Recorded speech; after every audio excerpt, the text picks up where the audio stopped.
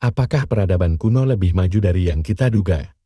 Menggali misteri sejarah yang hilang di balik debu-debu waktu dan reruntuhan yang membisu. Tersembunyi pertanyaan besar yang mengguncang fondasi sejarah konvensional. Apakah peradaban manusia kuno sebenarnya jauh lebih maju dari yang kita bayangkan? Jika sejarah adalah garis lurus dari zaman batu menuju era digital, mengapa kita menemukan bukti yang tampaknya melompati jalur waktu, meninggalkan teka-teki tentang kecanggihan dan pengetahuan manusia dari ribuan tahun lalu? Dengan perkembangan teknologi saat ini, kita sering lupa bahwa peradaban manusia mungkin sebenarnya sudah jauh lebih maju dari yang kita bayangkan. Ambil contoh yang paling dekat, Koloseum, yang mulai dibangun pada tahun 72 Masehi tanpa menggunakan alat-alat modern seperti kren atau komputer.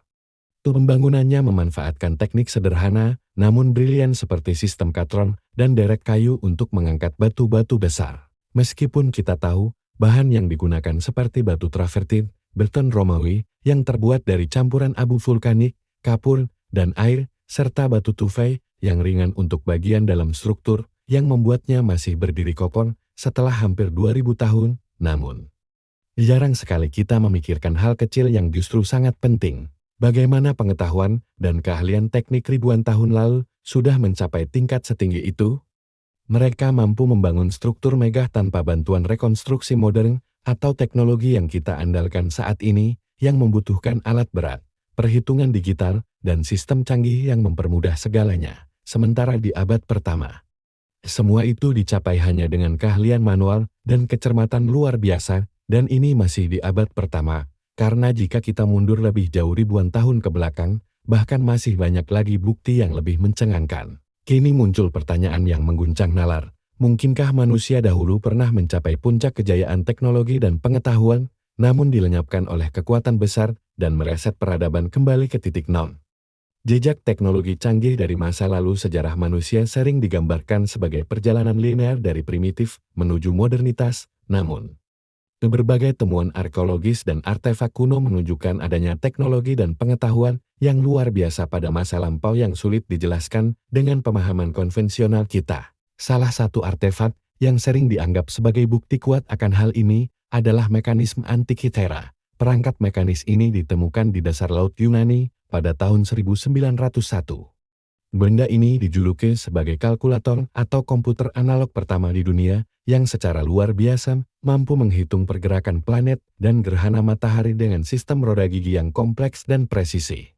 Alat ini menunjukkan pemahaman astronomi yang seharusnya tak mungkin dimiliki oleh peradaban yang hidup 2000 tahun lalu. Profesor Michael Edmunds dari Universitas Cardiff bahkan menyatakan bahwa kompleksitasnya sama luar biasanya dengan membuat jam tangan Swiss di abad pertengahan.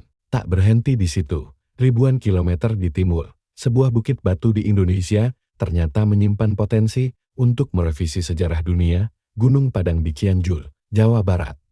Sebelumnya telah dikenal sebagai situs megalitik karena adanya tumpukan batu-batu besar yang dianggap sebagai peninggalan leluhur. Namun, pada tahun 2011, tim peneliti dari Tim Terpadu Riset Mandiri yang dipimpin oleh Dr. Dani Hilman Natawijaja, seorang ahli geologi, mengusulkan bahwa bukit tersebut bukanlah formasi alami, melainkan sebuah struktur berundak yang dibangun oleh manusia. Situs yang selama ini hanya dianggap sebagai tumpukan megalit ternyata memiliki struktur berlapis-lapis yang diyakini lebih tua dari piramida Giza. Melalui survei geofisika, Dr. Dani Hilman menemukan bahwa formasi bawah tanah Gunung Padang bisa berusia lebih dari 10.000 tahun.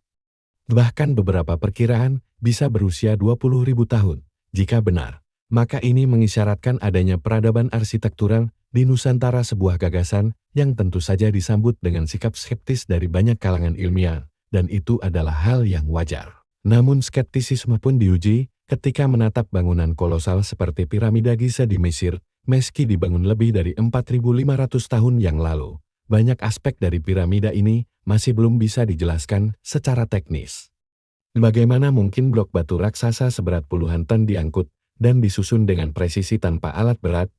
Yang lebih membingungkan lagi, orientasi piramida terhadap titik utara magnetik sangat akurat, bahkan melebihi akurasi bangunan modern. Hipotesis liar pun bermunculan, dari yang dikatakan bahwa itu adalah hasil bantuan makhluk luar angkasa hingga teknologi resonansi suara. Namun yang pasti, Kecanggihan ini tetap menjadi misteri. Terlepas dari semua hipotesis yang ada, bila kita merujuk salah satu ayat di dalam Al-Quran, terdapat petunjuk menarik yang mungkin memberi kita sudut pandang baru terhadap kemampuan peradaban kuno.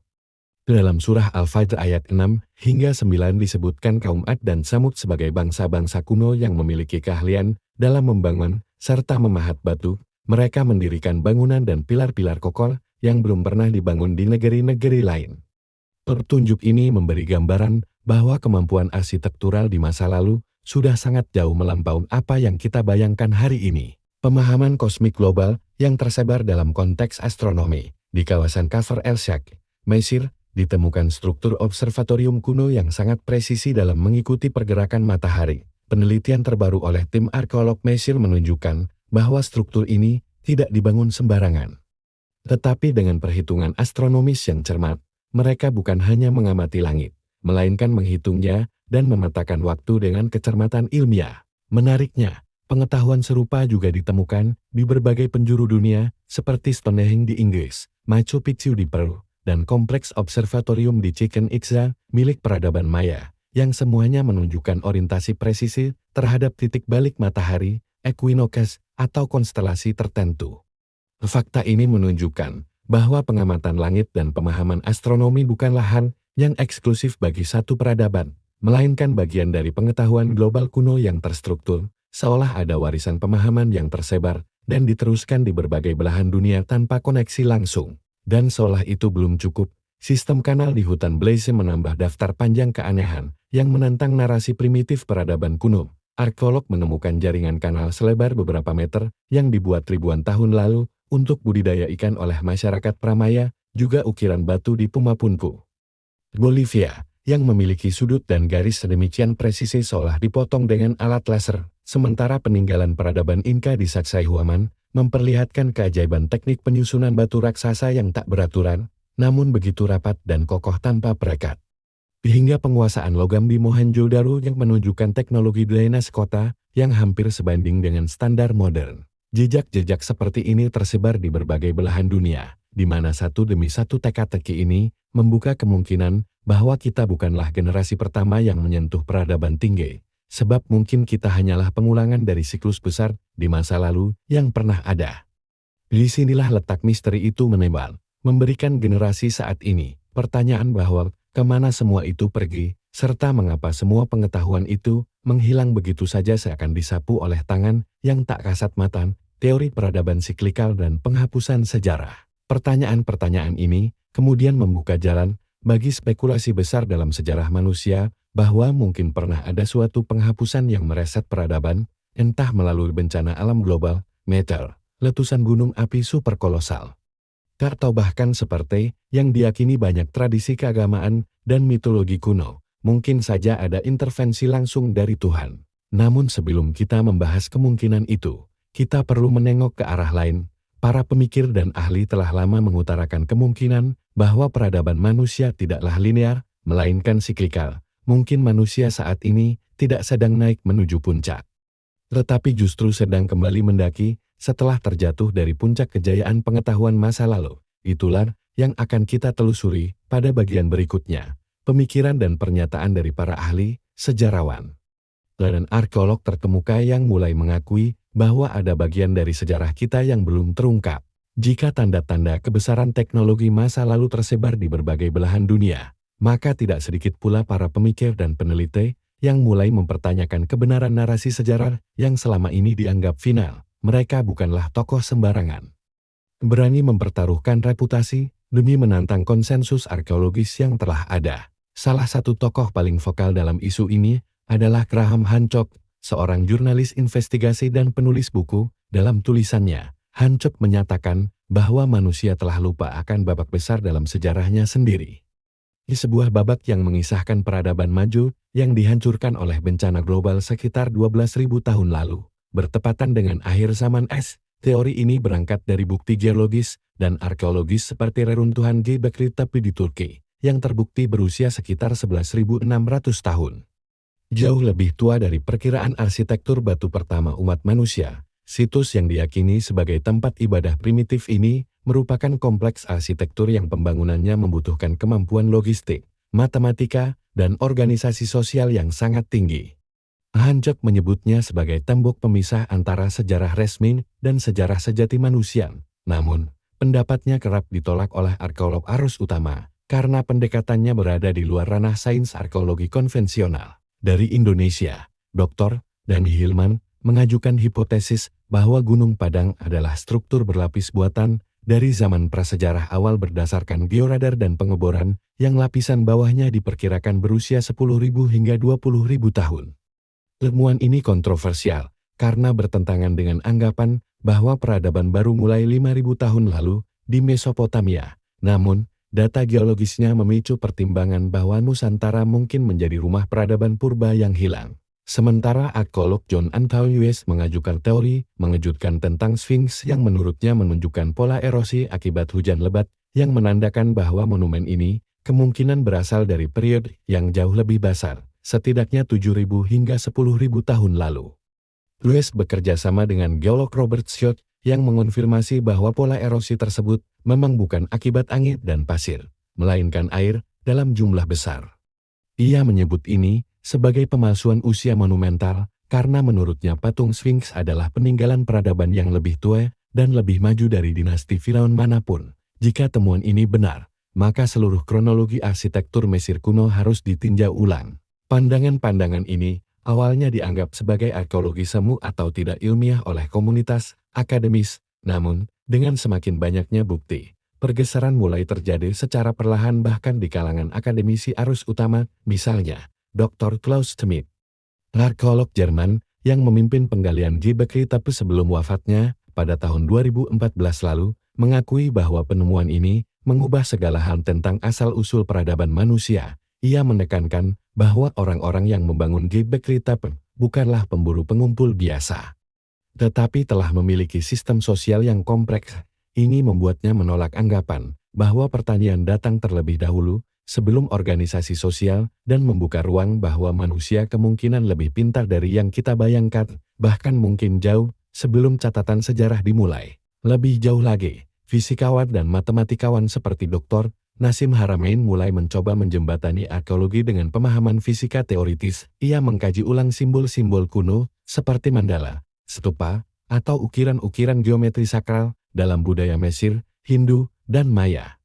Dia berargumen bahwa simbol-simbol ini menyimpan informasi tentang struktur geometri ruang waktu yang luar biasa kompleks, sesuatu yang baru bisa kita pahami dalam era fisika kuantum modern. Menurutnya, kebudayaan kuno menyimpan pemahaman mendalam tentang alam semesta yang telah hilang karena bencana atau kesombongan. Mengapa narasi resmi bertahan? Kemudian muncul pertanyaan penting yang menggantung. Jika begitu banyak bukti mendukung keberadaan peradaban maju di masa lampau, mengapa narasi resmi masih bertahan bahwa manusia memulai segalanya dari zaman batu? Jawabannya bisa jadi terletak pada struktur pengetahuan itu sendiri, bahwa sejarah adalah narasi yang disusun oleh pemenang dan ditulis dengan fondasi yang sudah lama mengakar. Banyak institusi akademik menolak untuk merevisi kerangka besar sejarah, karena akan menghancurkan seluruh fondasi disiplin keilmuan yang telah dibangun selama 2 abad terakhir. Ada ketakutan terhadap kekacauan intelektual dan juga terhadap implikasi spiritual serta filosofis yang sangat mendalam. Namun, gelombang perubahan itu tak bisa dibendung selamanya. Seiring semakin banyaknya ilmuwan, arkeolog independen, hingga akademisi yang mulai melihat pola dan kecocokan lintas situs purbakala dari berbagai belahan dunia, maka keraguan terhadap versi sejarah tunggal pun semakin tumbuh. Dan dari pertanyaan-pertanyaan itu, tumbuh kesadaran bahwa manusia sebenarnya pernah berdiri tinggi, lalu runtuh, dan sekarang sedang meraba kembali jalur yang telah lama dilupakan. Dan jika memang benar bahwa peradaban tinggi itu pernah ada lalu lenyap, pertanyaan selanjutnya menjadi jauh lebih penting dan eksistensial. Apa yang membuatnya musnah? Apakah mungkin karena bencana alam besar yang bersifat global, atau ada intervensi yang lebih tinggi yang dengan sengaja mereset ulang peradaban manusia? Bencana global dan narasi ulang sejarah. Dalam hampir setiap kebudayaan besar di dunia, terdapat kisah tentang banjir besar atau kehancuran global yang dianggap sebagai akibat dari murka atau keputusan ilahi dalam tradisi keagamaan Abrahamik. Narasi banjir Nur menggambarkan bagaimana Tuhan menghancurkan seluruh umat manusia karena kerusakan moral mereka, hanya menyisakan satu keluarga beserta beberapa lainnya dan sejumlah makhluk hidup untuk memulai kembali kehidupan di bumi. Cerita serupa muncul dalam epos Gilgamesh dari Mesopotamia, di mana dewa-dewa mengirimkan banjir besar untuk memusnahkan umat manusia. Dalam kedua kisah ini, manusia dihancurkan bukan oleh kekuatan acak alam semesta, tetapi melalui keputusan sadar dari entitas ilahi. Kisah serupa juga muncul dalam mitologi Hindu melalui konsep pralaya, siklus kehancuran kosmik yang menandai akhir zaman. Dalam salah satu versinya, Dewa Wisnu menjelma sebagai ikan raksasa Matsya untuk menyelamatkan Manu, manusia suci yang dipilih demi melestarikan kehidupan. Matsya memperingatkan Manu tentang banjir besar yang akan menenggelamkan dunia, lalu menarik perahunya yang berisi benih kehidupan ke tempat aman saat pralaya atau kehancuran terjadi. Lalu dalam budaya Maya disebutkan bahwa dunia telah diciptakan dan dihancurkan beberapa kali. Pola serupa juga ditemukan dalam peradaban Aztec, mitologi Yunani, Tiongkok, dan suku Aborigin. Pola ini memberi sinyal bahwa mungkin yang diceritakan bukanlah fiksi, melainkan ingatan kolektif tentang tragedi nyata di masa lalu. Setelah peristiwa banjir besar yang melanda bumi dan kehancuran peradaban manusia sebelumnya, kitab-kitab Abrahamik mencatat bahwa umat manusia kemudian memulai kembali kehidupan.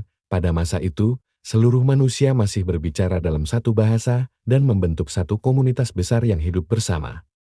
Mereka kemudian bermigrasi dan menetap di wilayah dataran Shinar, sebuah kawasan subur di Mesopotamia yang kelak dikenal sebagai Babilonia. Disinilah untuk pertama kalinya pasca banjir, umat manusia mencoba membangun kembali sebuah peradaban besar. Mereka membangun sebuah kota dan merancang menara yang sangat tinggi dengan tujuan agar mereka dikenal dan tak tercerai-berai di muka bumi. Namun, dalam narasi kitab Kejadian 11 ayat 1 hingga 9, niat ini dianggap sebagai bentuk kesombongan manusia yang ingin menandingi ketinggian dan keagungan Sang Pencipta. Sebagai respons, Tuhan akhirnya menghancurkan kesatuan mereka dengan menciptakan perbedaan bahasa sehingga mereka tak lagi saling mengerti. Akibatnya komunikasi pun gagal dan proyek pembangunan menara itu pun terhenti sepenuhnya, dan sejak saat itu, tempat yang kelak dikenal dengan Babel ini kemudian menjadi simbol perpecahan umat manusia. Menara Babel, simbol kemegahan dan kejatuhan. Oleh para arkeolog, kisah yang bersifat keagamaan ini memiliki kesamaan atau kaitannya dengan zigurat kuno bernama Etemenanke, bangunan besar yang dibangun di Babilonia dan didedikasikan untuk Dewa Marduk. Struktur zigurat ini menyerupai menara bertingkat dan diyakini menjadi sumber inspirasi dari legenda Menara Babel. Etemenanke bukanlah zigurat biasa, ia merupakan salah satu zigurat paling terkenal dan paling monumental yang pernah dibangun di Mesopotamia. Nama lengkapnya dalam bahasa Sumeria berarti rumah fondasi surga dan bumi, mencerminkan fungsi spiritualnya sebagai penghubung antara langit dan bumi, meskipun kemungkinan sudah berdiri sejak sebelumnya. Bangunan ini dipercaya dibangun ulang dan diperluas oleh Raja Nebukadnezar II pada abad ke-6 sebelum Masehi. Tingginya sendiri diperkirakan mencapai 91 meter, terdiri dari 7 tingkat yang menjulang tinggi di atas dataran kota dan menjadi pusat pemujaan tertinggi bagi masyarakat Babilonia. Selain itu, mitologi Sumeria dalam kisah Enmerkar dan penguasa Aratan juga mencatat peristiwa pembangunan kuil besar yang terhambat karena perbedaan bahasa di antara manusia. Ini menunjukkan bahwa konsep kebingungan bahasa dan kegagalan proyek bersama sudah menjadi tema penting dalam kebudayaan Mesopotamia jauh sebelum penulisan kitab-kitab Abrahamik. Sementara dalam tradisi Islam, tidak disebutkan secara langsung Menara Babel, tetapi terdapat narasi mengenai kaum Ad, sebuah bangsa setelah zaman Nabi Nuh, yang membangun kota megah bernama Iran dengan bangunan tinggi dan arsitektur luar biasa, namun kemudian dibinasakan karena kesombongan dan penolakan terhadap Tuhan. Hal ini dianggap memiliki makna teologis yang sama, bahwa kemegahan tanpa ketaatan hanya membawa kehancuran. Juga dalam kitab Yobel, sebuah teks kuno Yahudi, bahkan menyebut bahwa tinggi Menara Babel mencapai lebih dari 2.400 meter. Meskipun angka ini mungkin hanya bersifat simbolik, Menara Babel dalam konteks ini bukan hanya sekadar kisah kegagalan arsitektur, melainkan bagian dari siklus peradaban manusia yang pernah mencapai puncak kejayaan pasca banjir besar. Ia menandai titik penting dalam sejarah umat manusia, masa ketika pengetahuan, teknik konstruksi, dan kolaborasi global berada dalam satu kesatuan bahasa dan tujuan. Menurut tradisi keagamaan sendiri, tindakan Tuhan yang mengacaukan bahasa mereka bukan hanya sebagai hukuman, melainkan sebagai pemutus siklus kemajuan yang dianggap terlalu berbahaya. Pengetahuan yang dahulu terpusat dalam satu komunitas pun akhirnya tersebar dan terpecah, sementara manuskrip, teknologi, dan rencana besar yang pernah dimiliki bersama terfragmentasi dan tersembunyi dalam berbagai budaya baru yang lahir dari perpecahan itu. Dan yang menjadi pertanyaan sekarang, bagaimana jika peradaban-peradaban agung di masa lampau tak pernah hancur? Jika pengetahuan mereka tak lenyap ditelan waktu dan kesombongan, mungkin dunia hari ini telah melampaui batas-batas yang kita anggap mustahil. Pada akhirnya, di balik kisah-kisah kuno dan reruntuhan yang membisu, tersisa satu pertanyaan yang belum terjawab. Benarkah peradaban manusia pernah sangat maju jauh sebelum sejarah yang kita kenal dimulai?